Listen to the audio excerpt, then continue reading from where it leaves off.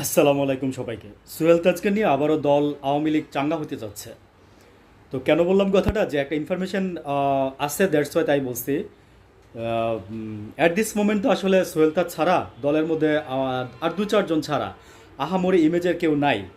তো এগুলো আসলে মানে আওয়ামী লীগের যে কিছু প্রপাগান্ডা নিউজ আছে, ওইখান থেকে কিছু মানে বিশ্লেষণ করলে কিছু সত্য নিউজ বের করা যায়।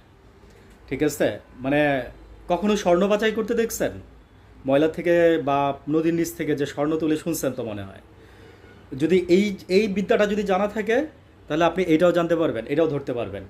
তো ওই প্রপাগান্ডা নিউজ থেকে কিছু নিউজ থেকে আমি আপনাদেরকে নিউজ বলতেছি। তো ওইখানে আপনার যা হচ্ছে, হ্যাঁ, মানে সোহেল তাজকে দিয়ে আপনার দল গুছানোর বা এটা সত্যি কথা যে সোহেল তাজকে দিয়ে মানে হয়েছে কি জানেন, ওই যে ষাঁড়ের বলদ সবসময় মানে হাল চয়, কিন্তু সে কিন্তু ভালো কিছু পায় না। লাস্টে আসা কি হয়, কোরবানির গরু হিসাবে মানে ষাটটারই কিন্তু লাস্টে মানুষ কোরবানির জন্য কিনে নিয়ে যায়।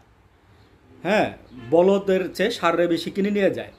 সরি ফর দ্যাট ল্যাঙ্গুয়েজ, মানে কথাগুলো আসলে এইভাবেই বলে, মানে ওদের নাম ষাঁড় বলদি, আমার কিছু বলার নাই।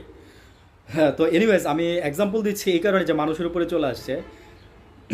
তো কেন বললাম যে জোহরা তাজউদ্দিন সোহেল তাজের মা, মানে যখন নাকি ওই যে মানে বাকশাল বানালো, মানে আপনার এই যে মজিবর, তারপরে যখন তাকে হত্যা করা হলো 15 আগস্টের পরে, এরপর কিন্তু দল নাই, শেষ, একদমই শেষ, একদম মাটির সাথে মিশে গেছে দলটা।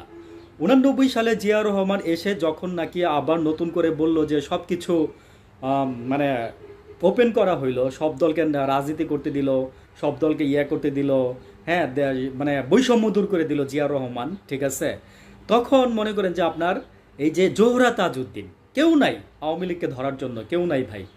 এই সোহেল তাজের মা, শারমিন আপার মা, সিমি আপার মা, হ্যাঁ, মানে এরা তিন ভাই বোন, এদের মা জোহরা তাজউদ্দিন মনে করেন যে সেই দলটাকে ওইখান থেকে লিড দিয়ে মনে করেন যে আজকে ওই পর্যন্ত নিয়ে আসছিল গত মানে ওই সময় থেকে গত 6-7টা বছর বা 7-8টা বছর বলতে পারেন। এবং ওই মহিলা মানে তখন তো ওনার হাজব্যান্ড কি ছিল আমি জানি না, ওনার হাজব্যান্ড কি ছিল না মারা গেছিল আমি জানি না, সোহেল তাজের বাবা। তো ওই সময় আমার জাস্ট মেসেজটা ছিল এইটাই যে ওনারা দেখেন যে কি করছে দলটার জন্য, হ্যাঁ। অথচ দেখেন সোহেল তাজকে একমাত্র কিন্তু মানে স্বরাষ্ট্র প্রতিমন্ত্রী ছাড়া কিন্তু আর কিছুই করে নাই, তাও মনে করেন যে একটা থাপ্পড় দিয়ে লাস্টে মনে করেন যে বাংলাদেশ থেকে বিদায় করে দিচ্ছে সামবডি। ঠিক আছে, এটা হাসিনা অস্বীকার করতে পারবে না, সোহেল তাজ এমনি এমনি দেশ থেকে যায় নাই। ঠিক আছে, somebody was happen that, somebody was doing that. ঠিক আছে, তো এই হচ্ছে আমার বলার উদ্দেশ্য যে মানে ওদের কাছে আপনারা কিছুই পাবেন না, আপনাদেরকে ইউজ করবে, আবার টিস্যুর মতো ছুঁড়ে ফেলে দিবে। আসসালামু আলাইকুম।